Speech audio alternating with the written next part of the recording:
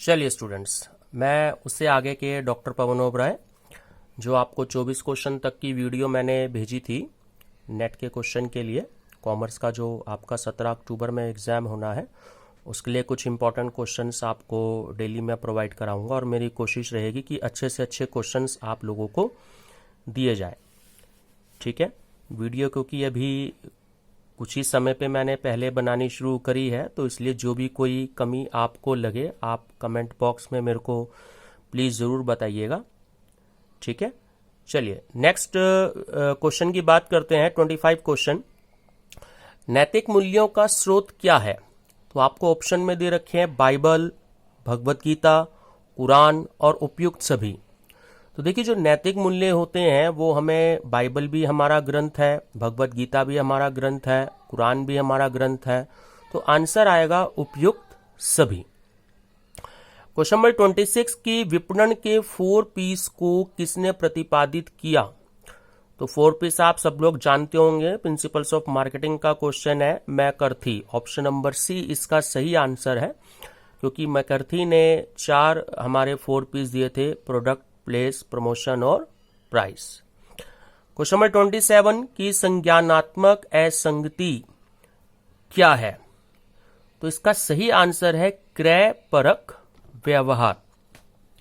Question number 28 देखें कि PLC की जो अवधारणा है वो किसने दी थी? पीएलसी का पूरा नाम है प्रोडक्ट लाइफ साइकिल। तो इसकी अवधारणा किस या किन उत्पाद या उत्पादों ने अवज्ञा की? तो ये 3 आपके पास में 3 विद्वानों के नाम हैं। Number A Amrutanjan, number B Horlicks और नंबर सी हेयर पिन। तो इसका आंसर है कि इन तीनों ने ही पीएलसी की अवधारणा को इन उत्पाद या उत्पादों ने अवज्ञा की। क्वेश्चन नंबर 29 है हमारा कि स्कीमिंग प्राइस का संबंध किससे है? तो जो स्कीमिंग प्राइस है बहुत ही इंपॉर्टेंट क्वेश्चन है, कई बार एग्जामिनेशन में आया हुआ क्वेश्चन है कि जो स्कीमिंग प्राइस है वो उच्च आरंभिक क्कीमत लेना से है, मतलब होता है, यानी कि ऑप्शन नंबर बी उच्च आरंभिक कीमत लेना इसका सही आंसर है। ऑप्शन नंबर क्वेश्चन नंबर 30 है, प्रोत्साहन मिश्र में क्या क्या सम्मिलित होता है? तो प्रोत्साहन जो मिश्र होता है उसमें आपका विज्ञापन तथा व्यक्तिगत जो विक्रय कार्य है वो सम्मिलित होता है। क्वेश्चन नंबर 31 कि पूंजी की कीमत का अर्थ क्या नहीं है? तो ऑप्शन नंबर ए इसका सही आंसर है कि जो प्रबंधन मंडल द्वारा निश्चित की गई जो विकल्प दर होती है उससे उसका अर्थ नहीं लिया जाता, यानी कि ऑप्शन नंबर ए आपका सही आंसर है। क्वेश्चन नंबर 32 कि वित्तीय लीवरेज का क्या अभिप्राय है? वित्तीय लीवरेज का अभिप्राय है जो ऑप्शन नंबर डी आपको सही आंसर दे रहा है इसमें, कि लगाई गई पूंजी तथा शुद्ध इक्विटी पर लाभ को बढ़ाना, ये इसका सही आंसर है। क्वेश्चन नंबर 33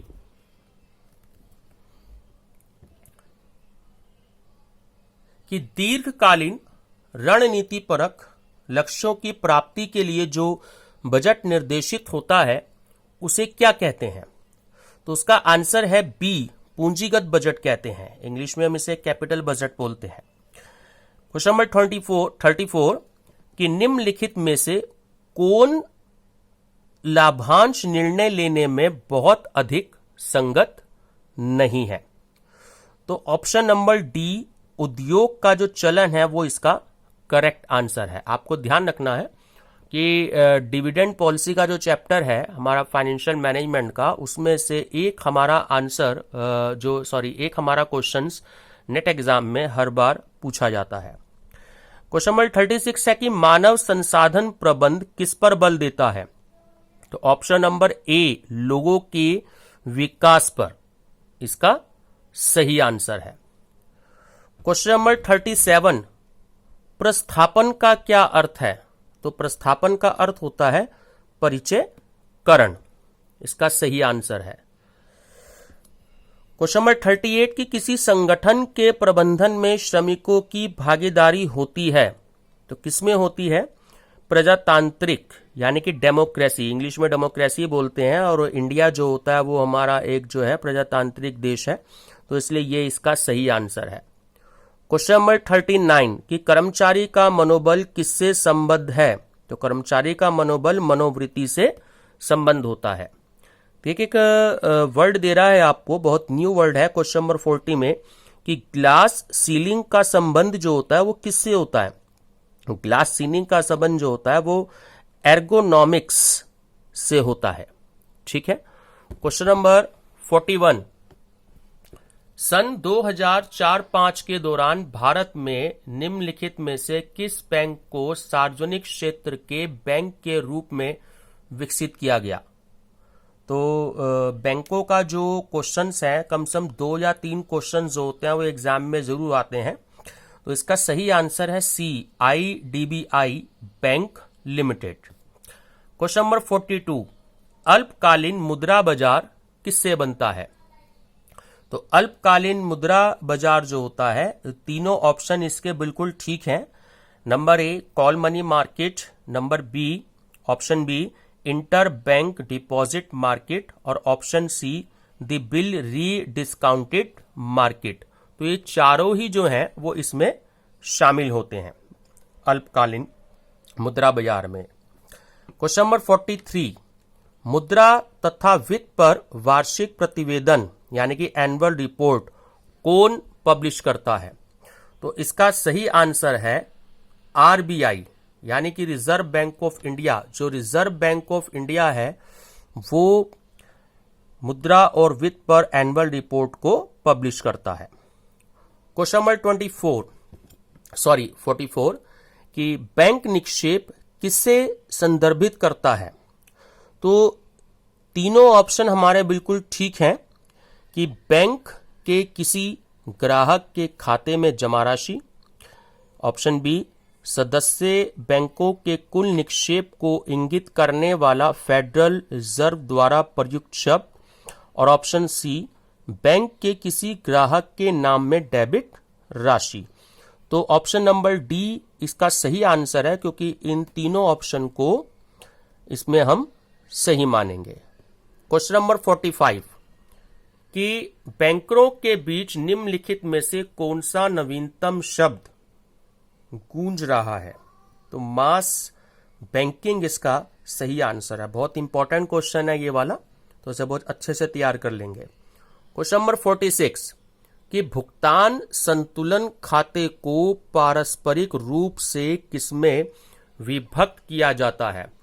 तो ऑप्शन नंबर ए इसका बिल्कुल सही आंसर है, चालू खाता तथा पूंजी खाता। क्वेश्चन नंबर 47 देखिए, बिल्कुल न्यू वर्ड तो नहीं है, कुछ टाइम पहले आया था, लेकिन हमें इसके बारे में जानकारी होनी चाहिए कि यूरो थर्ड क्या है। नेट में आया हुआ क्वेश्चन है ये, NTA नेट में। यूरो थर्ड जो होता है वो प्रदूषण नियंत्रण स्केल से संबंधित होता है। क्वेश्चन नंबर 48 अंतरराष्ट्रीय व्यापार के कंपैरेटिव कॉस्ट थ्योरी को किसने विकसित किया था? तो इसका सही आंसर है डेविड रिकॉर्डो। बहुत इंपॉर्टेंट क्वेश्चन है। क्वेश्चन नंबर 49 ये भी बहुत इंपॉर्टेंट है कि किस संस्था को वर्ल्ड बैंक के सॉफ्ट लोन के रूप में जाना जाता है?